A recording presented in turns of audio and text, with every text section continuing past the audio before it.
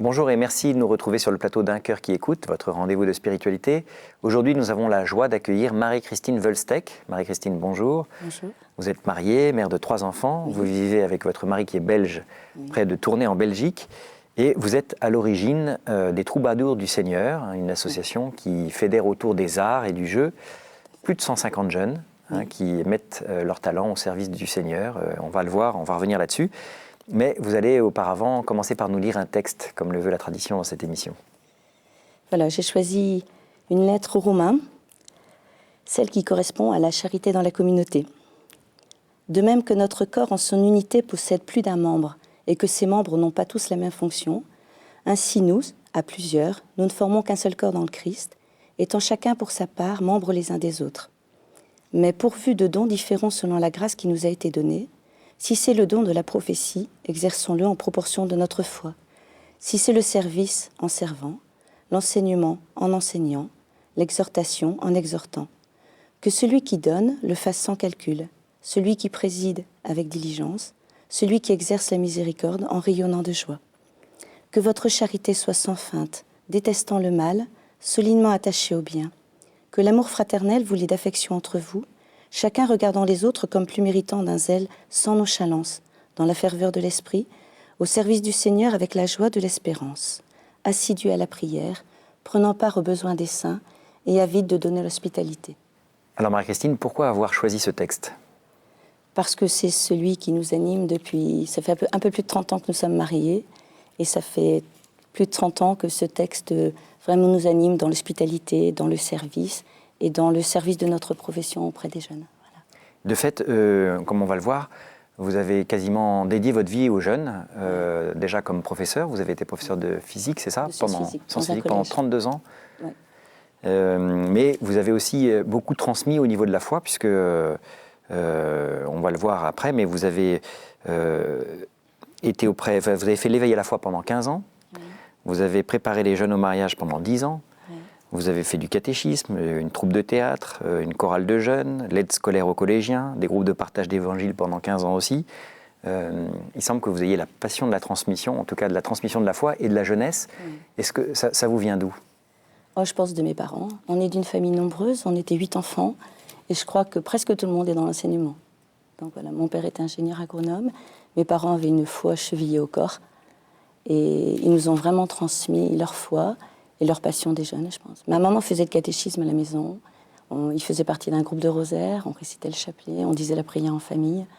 Et ça, pour moi, c'était vraiment un beau cadeau de départ dans la vie. Et de fait, vous n'avez jamais douté, du coup, vous avez toujours eu la foi ? Si. À certains moments, mais j'ai la chance d'avoir épousé mon mari est quelqu'un qui a aussi une foi très profonde. Et pendant que, par exemple, moi, je gardais les enfants, lui faisait la formation message. On a essayé de compléter nos compétences l'un et l'autre pour pouvoir davantage se mettre au service des jeunes. Voilà. Ce désir de transmettre la foi, du coup, il vient probablement de ce que vous avez vous-même reçu. Oui. Est-ce que ça marche ? Est-ce que vous avez vu des enfants, des jeunes oui. S'épanouir, s'ouvrir à la foi en Dieu ? Oui. En fait, j'ai fait mes enfants lorsqu'ils étaient petits. Nous avons fait un groupe d'éveil à la foi en France, du côté de Villeneuve-d'Ascq. Et on s'est rendu compte que la joie de vivre avec le Christ, on pouvait très, très rapidement la donner aux petits.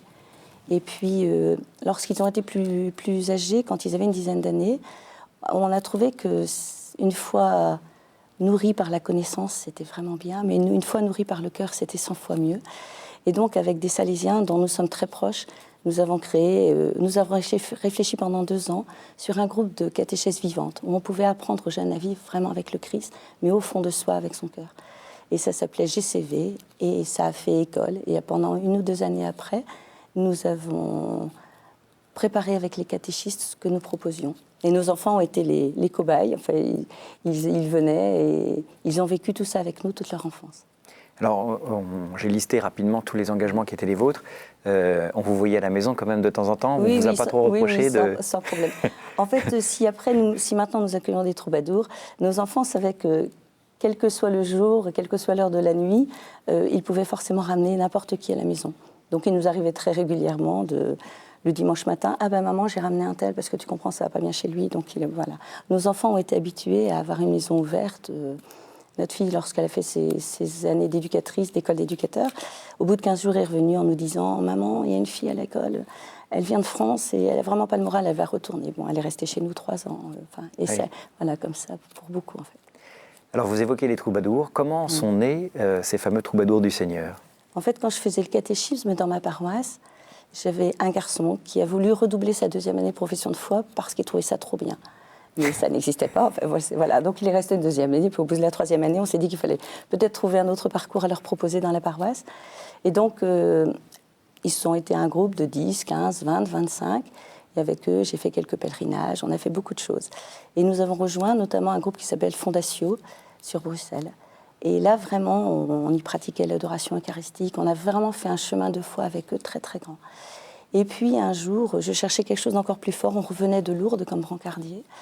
Et j'avais tapé « Camp chantier chrétien jeune » sur Internet. Et sur les grandes feuilles d'ordinateur qui sortaient à cette époque-là des imprimantes, j'ai lancé mon stylo en disant « Seigneur, ce serait bien si tu nous envoyais vraiment dans un endroit où tout le monde puisse te rencontrer. » Et c'est tombé sur communauté du pain de vie à Sommervieux. Je ne connaissais pas, c'était en Normandie. Et là, j'ai téléphoné à la religieuse, parce que c'était une jeune religieuse. Et je lui ai dit, voilà, je voudrais bien vous proposer a priori des camps chantiers jeunes. Est-ce que vous accepteriez un groupe de 15 jeunes? Et elle m'a dit, mais on ne prend jamais de jeunes. Il doit y avoir une erreur. Mais si le Seigneur vous envoie, vous êtes les bienvenus. Et donc, je suis d'abord allée les rencontrer. C'est une maison où à l'heure actuelle, ils ont connu beaucoup de difficultés. Et c'est un petit peu dissous. Et voilà. Mais où vraiment, nous avons découvert... D'abord l'accueil du plus pauvre et du plus petit, que nous avions déjà en nous parce qu'on travaillait beaucoup et on a accueilli beaucoup de jeunes de Don Bosco chez nous, dans notre foyer. Mais là, vraiment, c'est un endroit où on a découvert une belle liturgie soignée, des chants et une adoration eucharistique qu'ils pratiquaient 24 heures sur 24. Et les premiers jeunes que j'ai emmenés là, le premier jeune que j'ai emmené, on est arrivé le premier soir, et... Lorsqu'ils ont demandé dans la chapelle, il manque quelqu'un de 3h à 4h du matin, j'ai un jeune qui a levé le doigt en disant moi, pourquoi pas, je ne sais pas ce que c'est, mais pourquoi pas. Et personne n'est venu le relayer à 4h du matin parce que la personne ne s'est pas levée.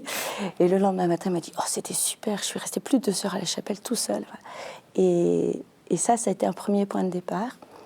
Et puis ces jeunes-là sont venus dans ma paroisse pour témoigner de ce qu'ils avaient vécu. Parce que concrètement, ça a duré combien de temps? Ça a duré 15 jours. 15 jours, oui. Et ils travaillaient de leurs mains? Oui, une dizaine de jours, ils travaillaient de leurs mains, on faisait chantier, on refaisait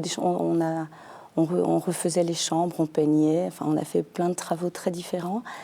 Et on a monté un centre Emmaüs, on a vidé des greniers, voilà, on a fait du marteau-piqueur, etc. Voilà.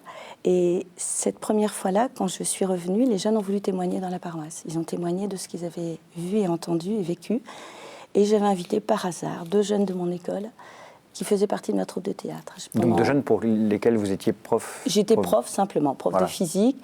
Mais dans mon collège, j'avais une troupe de théâtre, où une fois avec 100 élèves, une fois avec 20 élèves, ça dépendait. Et toujours des élèves, pas forcément les élèves les plus brillants, des élèves qui avaient envie de partager aussi des moments de vie. Et, voilà. Et ces 2 élèves-là, lorsqu'ils sont sortis de cette veillée prière, m'ont dit pourquoi vous ne faites jamais ça chez nous? Pourquoi ça n'est réservé qu'à votre paroisse? Pourquoi vous faites pas? On sait bien que vous avez une croix, mais pourquoi vous ne venez pas le faire dans l'école? J'ai dit ok, je vous emmène. Vous en trouvez 2 autres, je vous emmène à 4. Voilà. Ils venaient de milieux chrétiens, mais qui n'allaient pas forcément à la messe. Et je les ai emmenés. Donc, ils ont trouvé 2 filles pour oser une première fois venir. Et à l'adoration, là-bas, vous êtes retournée à Sommervieux? Je suis retournée à Sommervieux avec eux, une semaine aux vacances de Pâques. Et là, ils ont été tous les 4 ont été touchés. Et lorsque nous sommes revenus, nous sommes allés à un pèlerinage diocésain.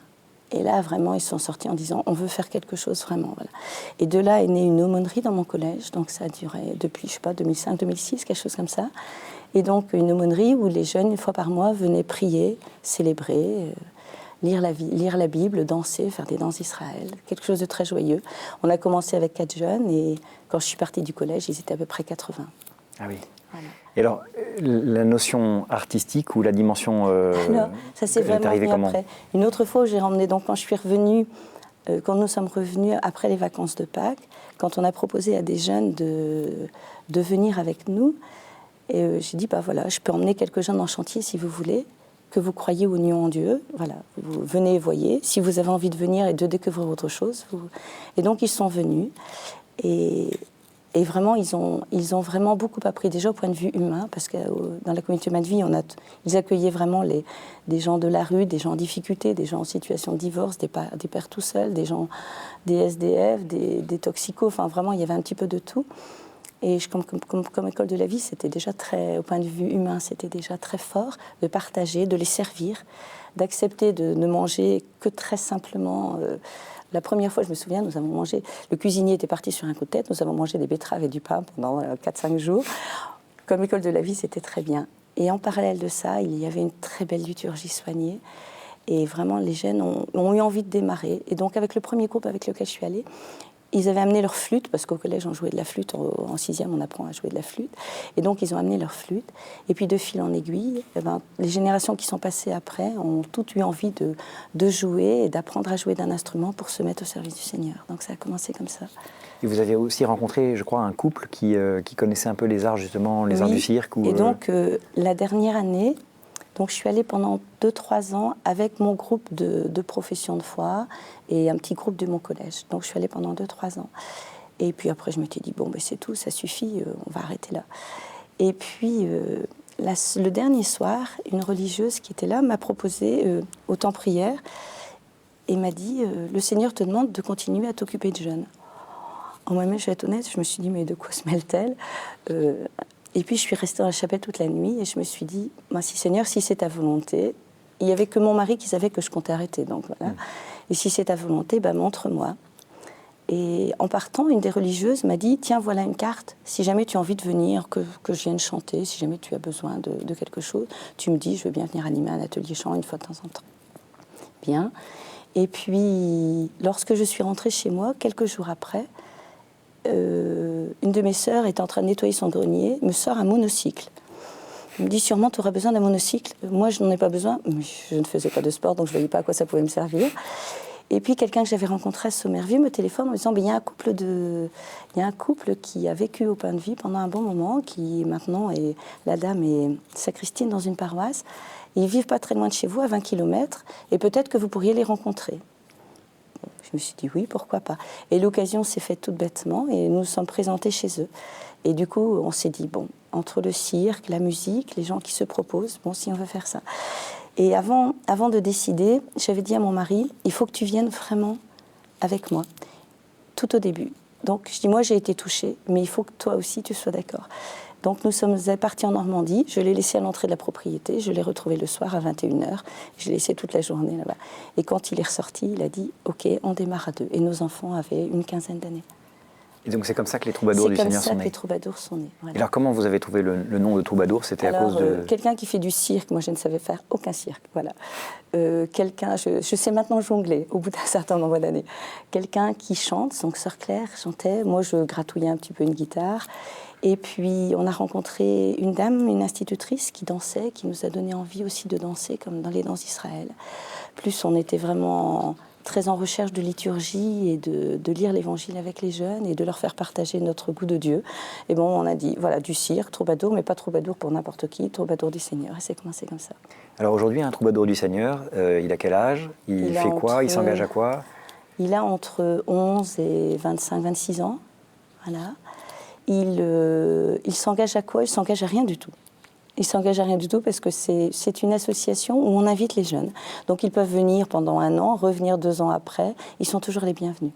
Le but, à travers ce qu'on leur propose, c'est de leur faire découvrir les talents que le Seigneur a mis en chacun d'eux.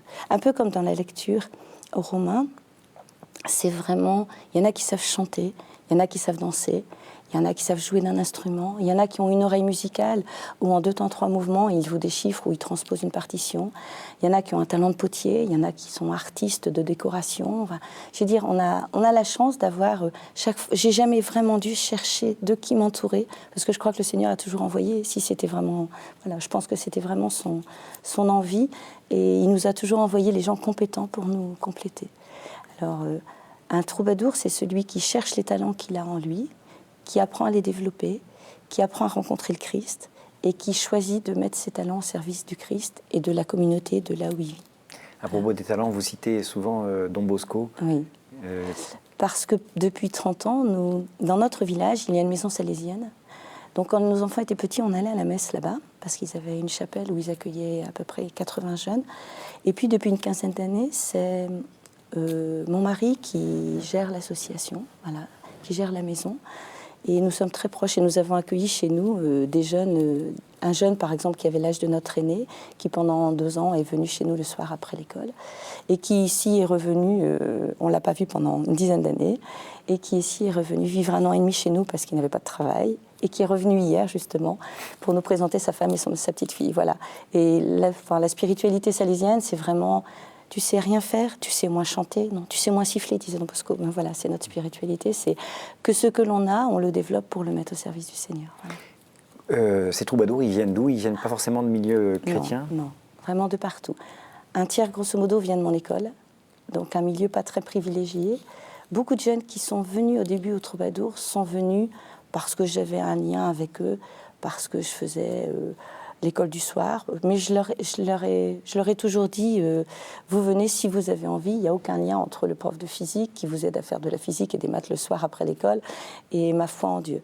Et donc quand ils avaient force, ceux qui ont eu envie de pousser la porte l'ont poussée, d'autres venaient de milieux catholiques, où leurs parents vraiment étaient pratiquants, donc c'était plus facile pour eux. Mais donc un tiers vient de mon école, un tiers vient de ma paroisse, du groupe de post-confirmation, voilà. Et un tiers vient de bouche à oreille. Donc il y en a qui habitent en Normandie, il y en a qui habitent dans le Midi, il y en a qui habitent aux États-Unis, j'ai vu. Oui, un gros noyau dans ma paroisse, Bruxelles, à Niche, Douai. Et du coup, depuis 3 ans, il y a un groupe sur Douai d'une 40aine de jeunes qui cheminent là 1 fois par mois. Et du coup, pour certains, c'est aussi une occasion de rencontrer Dieu, c'est-à-dire que certains arrivent sans vrai a priori. Et sans aucun bagage. Alors, nos rencontres sont toujours basées sur où c'est un thème d'année. Par exemple, le thème de la foi, annoncer, célébrer, servir. Mais d'autres, par exemple, à Douai, pendant 2 années, chaque rencontre a été basée sur l'évangile du dimanche. Voilà. Donc on fait un jeu biblique, un temps d'adoration, de la danse, des ateliers musique, on anime la messe en paroisse. Grosso modo, ça s'articule comme ça. Donc c'est pas seulement des camps, c'est aussi des rencontres comme ça au cours de l'année. Oui, les rencontres d'aumônerie, par exemple à Aniche, c'est 1 fois par mois. Les rencontres à Douai, c'est un samedi par mois complet. Donc cette année, c'est de 10h à 19h. Dans ma paroisse, ce sont essentiellement les camps, les animations de la messe des familles 1 fois par mois. Donc si vous comptez à peu près tout ça, ça fait déjà 3 week-ends par mois qui sont pris. Oui. Et puis après des camps. Donc nous sommes allés à Turin, nous sommes allés comme brancardier à Lourdes, nous sommes allés au Togo 1 année, nous sommes allés faire un camp itinérant. Donc là, on partait en monocycle, on avait monté un spectacle de prophètes. Et on partait en monocycle dans les rues, on invitait les gens à venir à la messe et venir voir le spectacle après. Donc on allait de maison en maison et tous les jours on changeait d'endroit. Voilà. Donc en général, une vraie vie de troubadour. Voilà. En général, on prend au moins 3 années pour apprendre les arts aux jeunes, pour apprendre à faire du cirque, pour apprendre à chanter, voilà. Et puis vraiment à découvrir Dieu. Et autour d'un projet qui fédère un peu les différents talents. Oui, c'est ça. Et qui permet de donner un spectacle à la fin. C'est ça. Et donc on a déjà monté 3-4 spectacles et là ici cet été nous avons comme projet. Là, on part le week-end nous allons chez les moines de Tibériade ici à la fin du mois. Et puis nous allons au Togo chez Sœur Marie-Stella avec tous les plus vieux. Nous sommes déjà allés 1 année. Il y a 2 ans, nous sommes allés construire un morceau d'école. Donc on a fédéré toute une école, mon école à Aniche, vraiment pour pouvoir porter le projet financièrement. Et puis humainement, avec les élèves, ont beaucoup grandi. Et quand nous sommes arrivés là-bas, on avait déjà versé l'argent pour faire que la construction soit effective, que ce soit des gens du pays qui aient construit le morceau d'école. Et on a amené des jeunes troubadours pour peindre, pour apprendre de la musique, pour apprendre le cirque et la danse aux jeunes de là-bas. Voilà, et on a partagé vraiment avec eux parce qu'ils nous ont emmenés sur les routes, faire des spectacles à gauche, à droite, travailler dans des hôpitaux. C'était vraiment très, très riche. Et nous repartons cet été avec une partie des mêmes jeunes qui ont fini leurs études médicales. Donc les plus vieux finissent kiné, ergo, infirmier. Et donc cette fois-ci, nous partons dans le nord du Togo, chez Sœur Marie-Stella. Sœur Marie-Stella qu'on a reçue sur ce plateau. Et une partie va travailler en hospitalité auprès des gens qui sont porteurs du sida. Et l'autre partie va travailler auprès des enfants. Quand les parents décèdent, en fait, les sœurs les recueille dans des maisons d'accueil et nous allons travailler auprès de ces enfants-là ou en remédiation scolaire le matin, et l'après-midi en animation de jeu. Et alors, comment les jeunes rencontrent Dieu, en quelque sorte? C'est justement au contact des pauvres, au contact de la liturgie, au contact des frères de Tibériade? Beaucoup d'adoration. Beaucoup de l'adoration. Beaucoup d'adoration. C'est-à-dire que vous avez des temps de prévus dans les camps? Oui. Il y a toujours une nuit d'adoration. Et quand on construit un camp avec les plus vieux, on leur demande toujours quels ingrédients ils veulent mettre.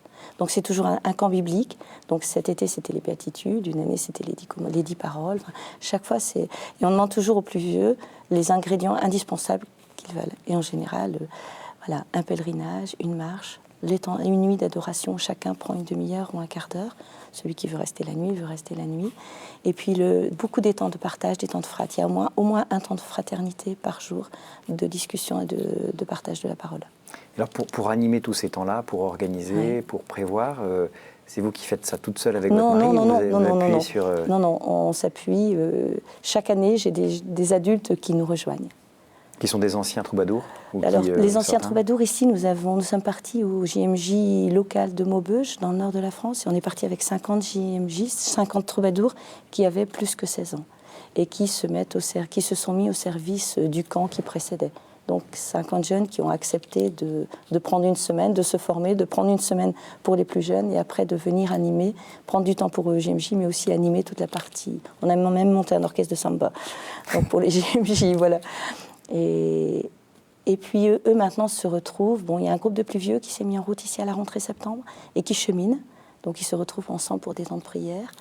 Et puis ils sont à peu près 25 ou 27 à avoir accepté cette année ou de porter des troubadours à Douai, ou d'animer l'aumônerie, ou d'encadrer des confirmés, ou donc tout un groupe qui a déjà été confirmé l'année dernière, ou d'encadrer les 30 confirmants de la paroisse. Donc en fait, ils se mettent aussi en service les uns des autres. Ils animent les petits lors de l'Eucharistie, donc ils les prennent pendant tout le temps de la liturgie de la parole.